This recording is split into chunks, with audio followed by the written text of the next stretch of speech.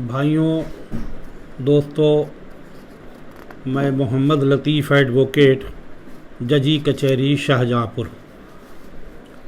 आज मैं आपसे देश में फैले हुए भ्रष्टाचार, रिश्वतखोरी के बारे में बात करना जा रहा हूँ। अपने देश में जिस तरह से भ्रष्टाचार की जड़ें इतनी गहरी हो गई हैं कि उसको ख़त्म करना, उसको समाप्त करना कितना मुश्किल होता जा रहा है, ये हम आप सब देख रहे हैं। जबकि इसके लिए कानून है, देश में अपने कानून है, भ्रष्टाचार रोकने के लिए, भ्रष्टाचार पकड़ने के लिए, रिश्वत रोकने के लिए कानून बना हुआ है। लेकिन ज़्यादातर लोग इस कानून के बारे में जानते नहीं हैं, और अगर कोई बताता भी है तो इसके बारे में इतनी कठिन भाषा में बताता है कि लोगों की समझ में नहीं आता है। मैं बात कर रहा हूँ रिश्वतखोरी जो बढ़ती चली जा रही है बहुत ज़्यादा।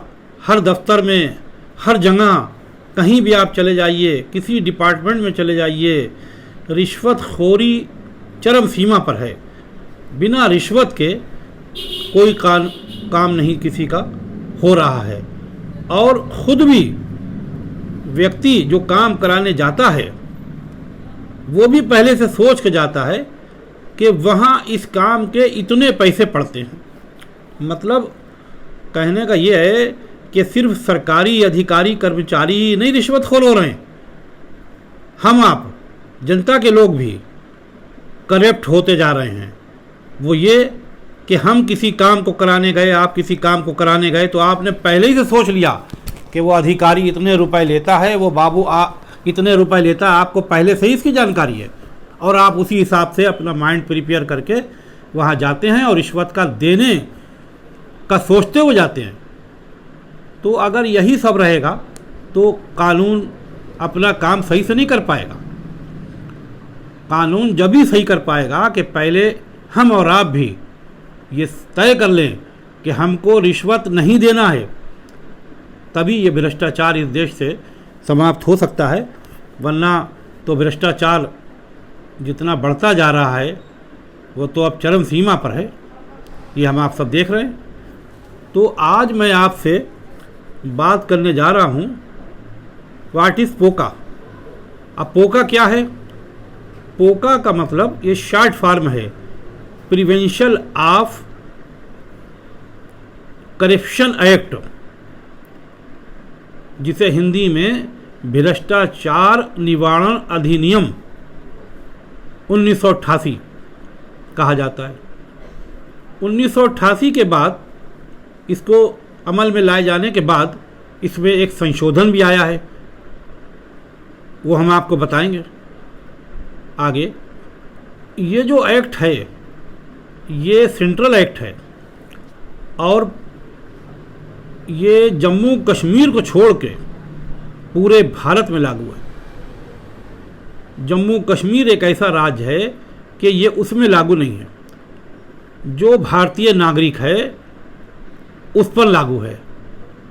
भले ही वो भारतीय नागरिक अपने देश यानी अपने इंडिया से बाहर भी रहता हो, उस पर भी ये लागू है।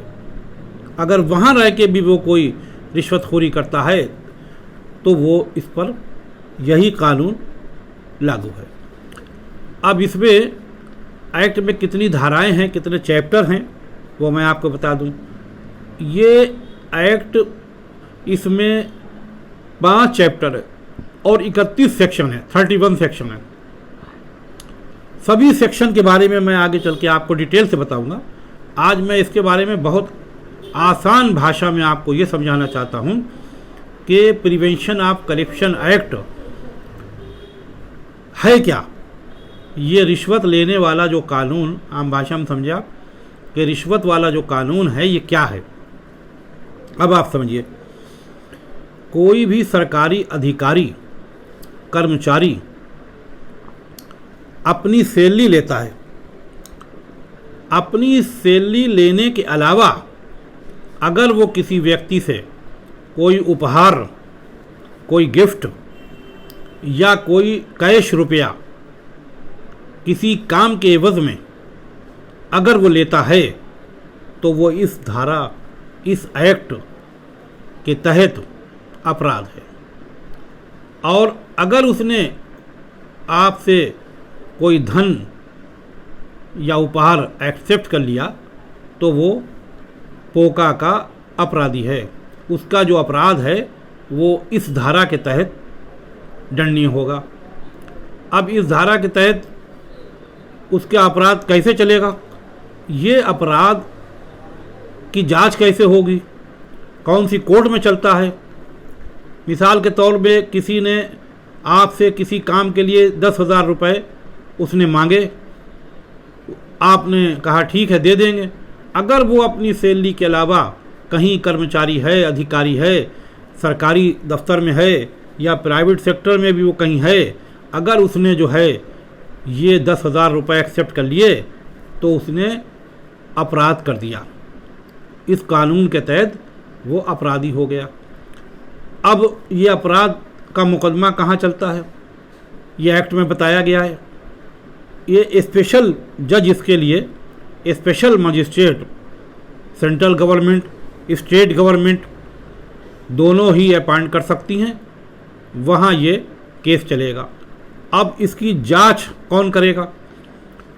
इस एक्ट के तहत अगर किसी के ऊपर मुकदमा बनता है या लग जाता है तो इसकी जांच पुलिस का गजिस्ट्रेट ऑफिसर ही करेगा।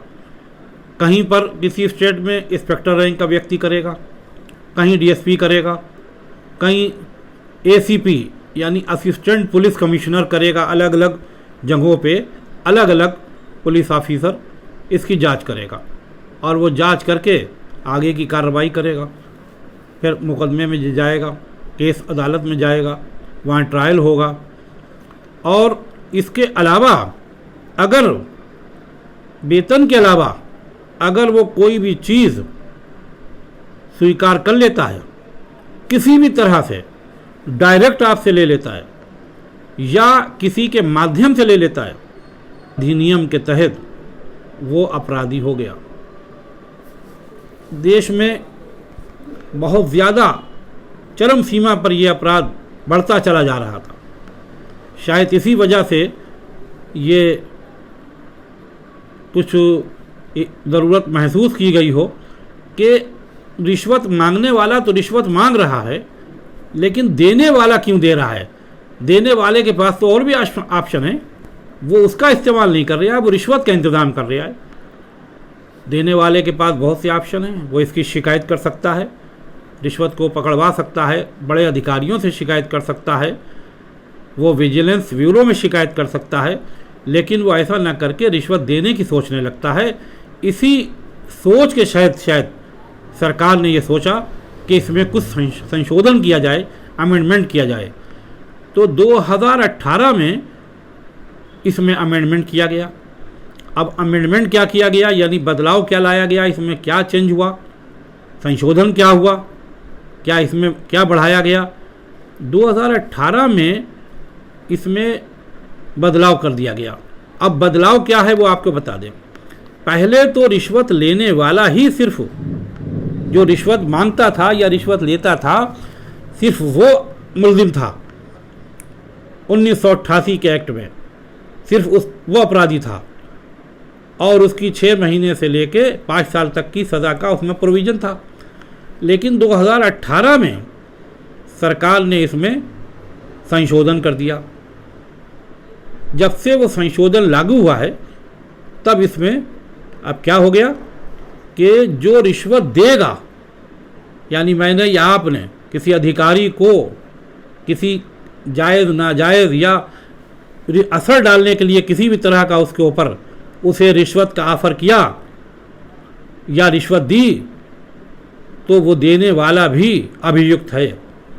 वो भी इस कानून के तहत, इस अधिनियम के तहत अभियुक्त हो गया। उस पर भी वही कार्रवाई होगी जो लेने वाले पे होती है। बहुत कम लोग इसको जानते हैं कि रिश्वत देने वाला भी उतनी कसूरवार है जितना लेने वाला है, यानी लेने वाला तो मांग रहा है, अगर आपने दी तो आप भी मुल्जिम हैं। और इसमें सज़ा भी बढ़ा दी गई। पहले इसमें सज़ा 5 साल तक मैक्सिमम और 6 माह तक मिनिमम थी, यानी कम से कम और ज़्यादा से ज़्यादा। लेकिन जब से ये संशोधन आया है 2018 से, तो उस संशोधन के बाद इस अधिनियम में सज़ा 3 साल से लेके और 7 साल तक की कर दी गई है। तो अगर आपने रिश्वत दी या आपने रिश्वत ली तो दोनों ही अपराधी हो गए।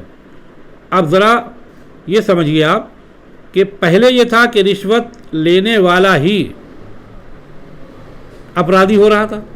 अब भले ही लेने वाले पे ये भी हो सकता था कि लेने वाले पे किसी ने दबाव बनाया हो कि अपना कोई नाजायज़ काम या फंसा हुआ काम अपना निकालना चाहता हो, तो वो खुद दे रहा है कि अरे ले लीजिए साहब, हमारा कोई तिकड़म बता दीजिए जिसी तरह से हमारा काम हो जाए। तो कभी कभी आदमी लालच में आ जाता है, ले लेता है, लेकिन अब देने वाला भी फंस जाएगा। अगर आपने देने का किसी को प्रयास किया और लेने वाला अगर ईमानदार है तो आपके ऊपर भी वही कार्रवाई होगी। इसलिए अब आपको सावधान हो जाने की ज़रूरत है। अब आपने अगर ऐसा प्रयास किया और अगर अगला जो है वो नहीं लेता है या उसको नागवार लगा, बुरा लगा कि आप उसे रिश्वत ऑफ़र कर रहे हैं, आप उसको करप्ट बना रहे हैं, तो आपके ख़िलाफ़ भी वही कार्रवाई होगी जो लेने वाले के ख़िलाफ़ होती है। इसलिए अब आप रिश्वत देना और लेना दोनों छोड़ दीजिए। अगर आप ऐसा करेंगे तो दोनों ही फंसेंगे, दोनों फंसेंगे। और जब दोनों सही हो जाएं, दोनों ईमानदार हो जाएं, अगर डिसऑनेस्टी से किसी ने वो अपने वेतन के अलावा बेईमानी करके कोई और रकम प्राप्त करता है तो वो भी उतनी ही अपराधी है, और जो देता है वो भी उतनी अपराधी है। तो अब आप रिश्वत देना और लेना दोनों बंद कर दें, दोनों अपराध हैं। इसलिए आप कतई सोच लें कि हमको रिश्वत देना ही नहीं है, तो सब लेने वाले अपने आप सीधे हो जाएंगे। आप खुद देने जाते हैं, जब खुद देने जा रहे हैं तो लेने वाला सोचता है कि ले लो, उसको तो ख़तरा है ही, लेकिन अब देने वाले को भी ख़तरा है। तो मैंने आपको बताया कि इसमें अब 3 साल से लेके 7 साल तक की सज़ा का प्राविधान है, और प्लस फाइन, यानी पेनाल्टी भी है। इस पर सज़ा तो है ही, पेनाल्टी भी है, और पेनाल्टी भी पड़ेगी। दोनों चीज़ें पड़ सकती हैं यहाँ पे, दोनों ही चीज़ें पड़ेंगी। तो इसलिए आप अच्छी तरह समझ लें कि देश में भ्रष्टाचार निवारण अधिनियम 1988 में चेंज कर दिया गया है, संशोधन कर दिया गया है, और ये संशोधन 2018 में किया गया है। और अब ये सख्त कानून है, दोनों अपराधी हैं, देने वाला भी लेने वाला भी। ये वीडियो आपको पसंद आई हो तो लाइक करें, शेयर करें, और अगर हमारे चैनल को पहली बार देख रहे हैं तो सब्सक्राइब कर लें। और आगे मैं इस एक्ट से संबंधित 31 धाराओं तक, यानी इसमें 31 सेक्शन हैं, 5 चैप्टर हैं, मैं सभी की जानकारी आपको अलग अलग दूंगा। जब तक के लिए